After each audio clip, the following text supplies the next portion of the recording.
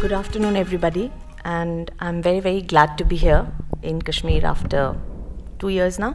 So, for whatever reasons, the last 30 years approximately have seen Kashmir take a battering in terms of how it is perceived by rest of the country and the world at large. Next, please. So, as it was perceived in the 60s as this idyllic romantic place is now not the place that many people want to visit. I was not around in the 60s, but from whatever I heard, whatever I could see when I was here, eventually in the valley in the 70s, that this was a place where people wanted to visit, but not anymore. Next, please. And in all the chaos of the last 30 years, what has happened is that a lot of changes have happened on the rest of the subcontinent, in the rest of the Union, primarily led by liberalization and economic opening of the markets. Sadly, that was something that passed Kashmir by, and Kashmir was almost the place time forgot, in the sense that the way India was before 1990 and the way India is after 1990 are very, very starkly different places. But Kashmir seems to have been caught up in a time wrap or a time warp, which is still to be broken. Next, please. So, while the rest of the country moved towards newer ways of living and newer ways of making a living, there was a surge in incomes, and had situation been otherwise, Kashmir would also have been part of that growth surge and the trends that were noticed elsewhere. So, cutting a long story short, there was suddenly a segment which had a lot of disposable income and disposable time, and also wanted to experience newer things, looked at tourism and travel differently, and thanks to the change in income and consumption patterns, tourism grew in leaps and bounds in rest of the country. Indian tourists not only started visiting rest of the country more often as a tourist, as a consumer, but also rest of the world. But unfortunately, Kashmir, which was the traditional bastion of tourism in a way, plummeted.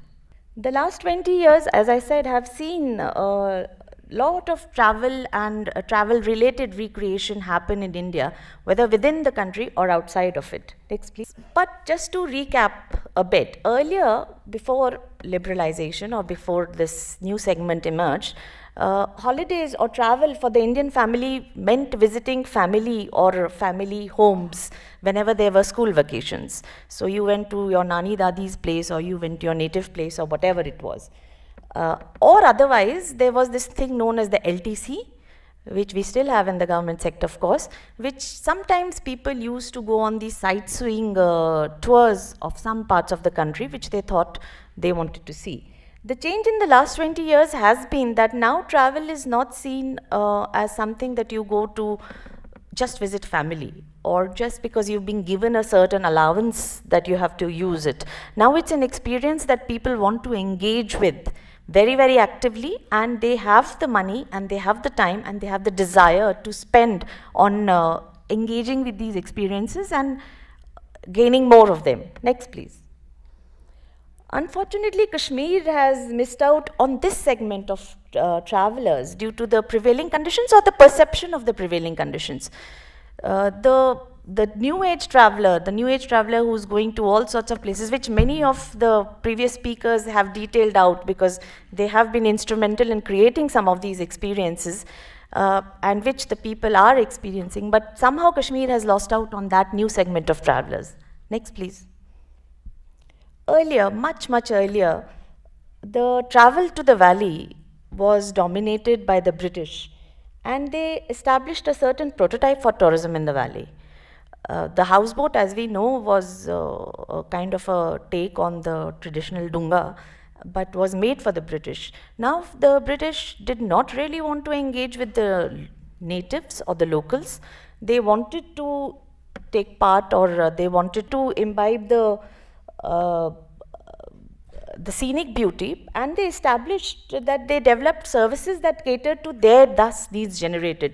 So they had their houseboats, or they had some of the hotels and lodgings on the part of the city which was not really the part of the city. in that sense. It was not what we call the old city. And that ecosystem thus that they developed was for their own needs and for their own kind of tourism or their own kind of engagement with the valley, which was primarily on a scenic beauty format. So it did extend a little beyond boarding and lodging to some things like allied sectors like craft and cuisine. I mean, for heaven's sake, even today our paper mache artists are making Christmas decorations. So that was something that emerged at that time. So they kind of molded the industry around tourism to their own needs and their own pretty much whims and fancies. Post-independence, the nature of the tourists into the valley changed a bit. Earlier on, it was very often the honeymooners, which in itself at that time was something which only a certain section of the society indulged in. I mean, how many of us remember our grandparents going on honeymoons, you know, so to say, or maybe even our parents? And they were also not really interested in engaging with the local. They also were wrapped up in their own world. And as such, the ecosystem that the British had created for tourism, which was pretty much on the, I would say, periphery of the local life of the city, was sufficed their purpose.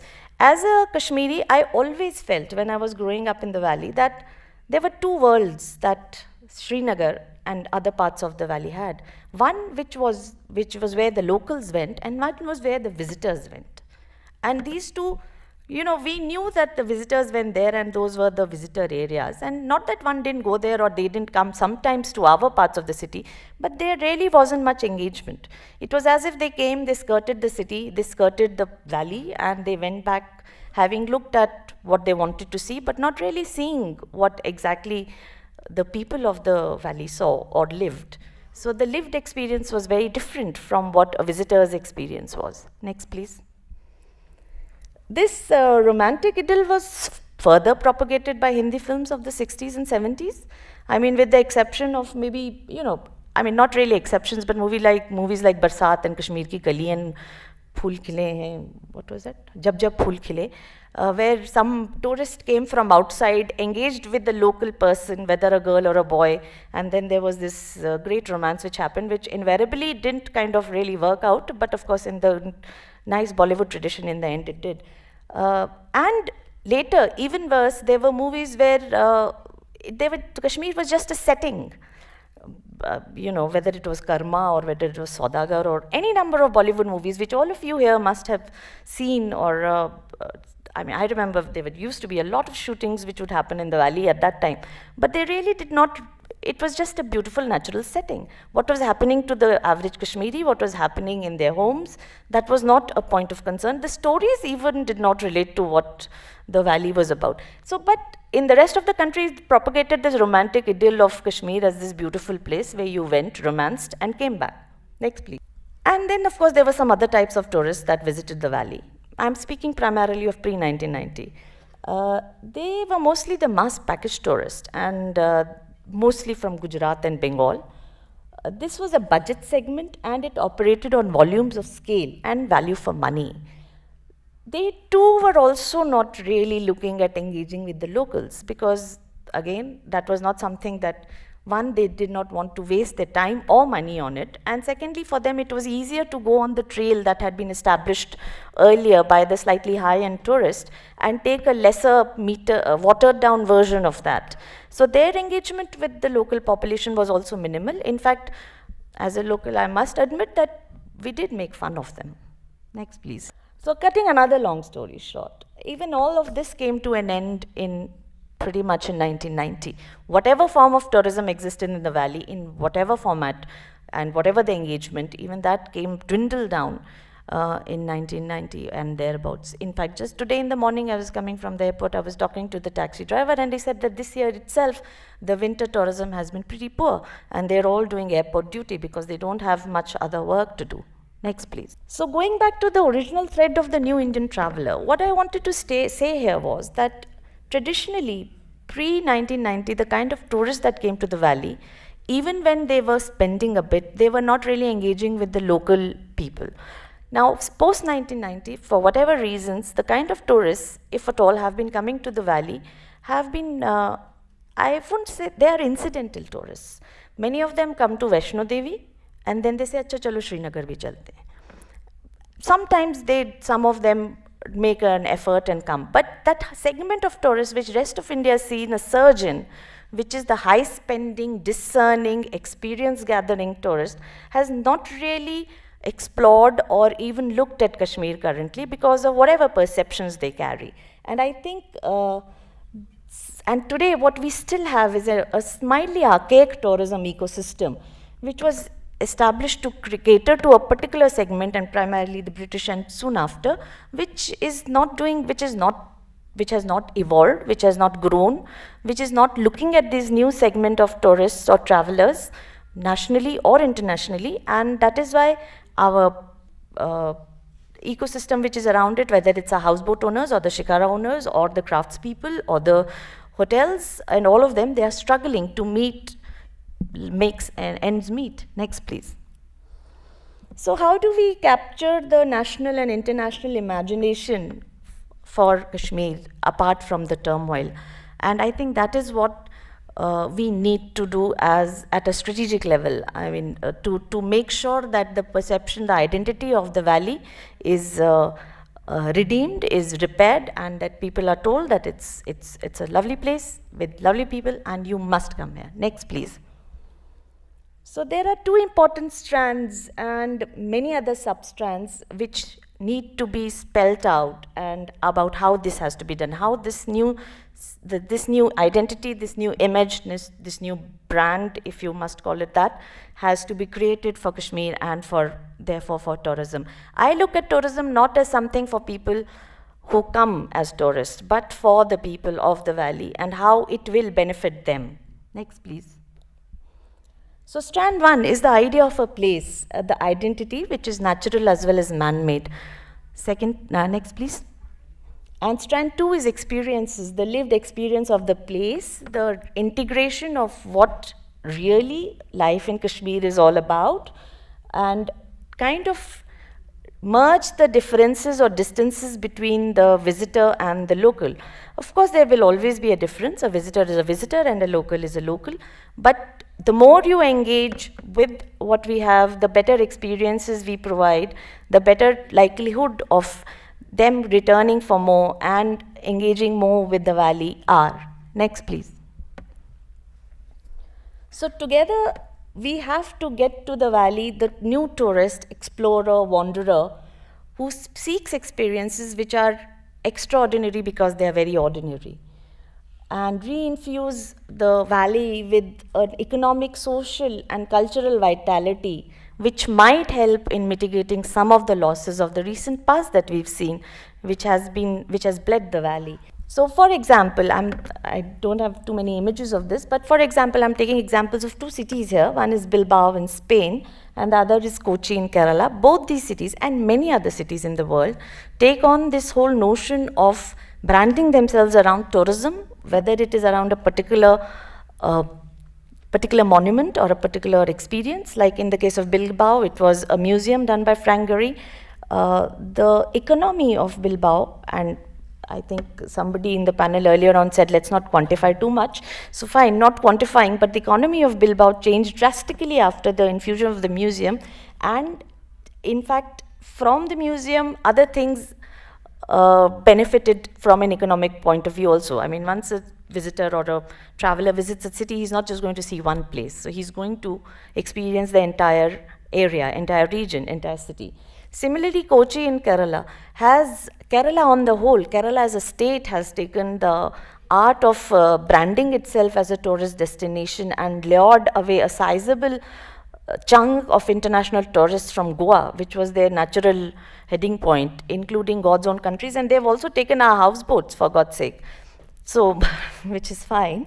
But then how Kochi has grown from being quiet, laid-back fishing town to a place where, of course, the fishing nets have become a tourist attraction, and it has led to many things, the latest being a very vibrant art event called the Kochi Art Biennale, for which visitors from not just India but all across the world throng to Kochi trying to get this experience of the city and the art Binale that is hosted there.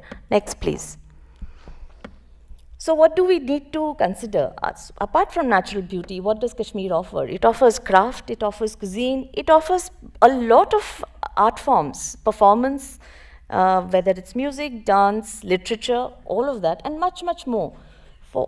In my opinion, what we need is a comprehensive strategy for tourism in Kashmir, for the tourist, for the discerning tourist who wants these experiences, and not just the incidental tourist who just thinks that, okay, you know, Kashmir is going cheap these days, so let me go there. And maybe a tourism plan or a vision document in the short term, at least for 2020, which is not very far away, and definitely for 2030. And this is some work that we need to put together right now so that we can put it into place to meet these deadlines and meet these targets. To look at it strategically and not just look at it as tactical ki aaj is area ko develop kar diya, aaj us area ko develop kar diya, but to look at the whole valley comprehensively and see how we can take it forward, improve its image, improve its identity in the eyes of the larger traveler. I wouldn't even call him a tourist, the traveler. Next, please. And this could and must incorporate, and Akshay has told me that the tourism department is considering all of this. It looks at things like eco-tourism, organic tourism, rural tourism, homestays, not just rural but urban as well, which then means that conservation and rejuvenation of traditional homesteads or traditional buildings will, both rural and urban, will fall into it. Maybe even conservation of complete villages. Long stays, art residencies, craft clusters. Why cannot a tourist or a group of them come and stay for 2 weeks in a village of shawl makers and or weavers and learn or take part in the activity of weaving, right from spinning to dyeing and all of that. And it definitely, as was also mentioned earlier, has to be youth-oriented, because we definitely need to engage with the youth of the valley. So getting more younger travelers in, but also getting our youth involved in these activities, which could be adventure tourism, which are nature-based, treks, wildlife, and also more contemporary experiences, whether that's street art, whether that is music, on the road, pop-ups, art, design, everything needs to come together. Next, please. And why is this important? I think it is important because we need the economic impetus that tourism provides to this valley. We need to generate livelihoods, because we are faced with a very, very severe problem of unemployment and lack of jobs. We need to get back social equity into the valley. We have a lot of vulnerable populations, whether they are women, old people, people affected by the conflict of the last 30 years. All these populations have to be brought back into the mainstream, and they have to be incorporated. So the more engagement that happens with people at ground level, the better it will be for everybody. And of course, the notion of development, where we must keep in mind ecology, environment, mobility and transport, and infrastructure and building activity. Because I've seen very often, currently I'm based in Uttarakhand, which is another hill state. I've seen what happens in the name of development, construction, and more construction, which is very, very scary. And again, it has been pointed out that construction, mindless construction, can be more detrimental than actually be the true development. And therefore that vision document, that strategy document, is very important. And one of the reasons why Uttarakhand, and I'm saying this openly, is suffering, because I don't think that they have such a document in place, and the statutory bodies have also taken it a little lightly and let away a lot of things go which shouldn't have been stopped. So I'm very glad that we're having this conversation now, and I'm hoping that the authorities in Kashmir will take cognizance of that and ensure that mindless development or mindless construction in the name of development does not happen. Next, please.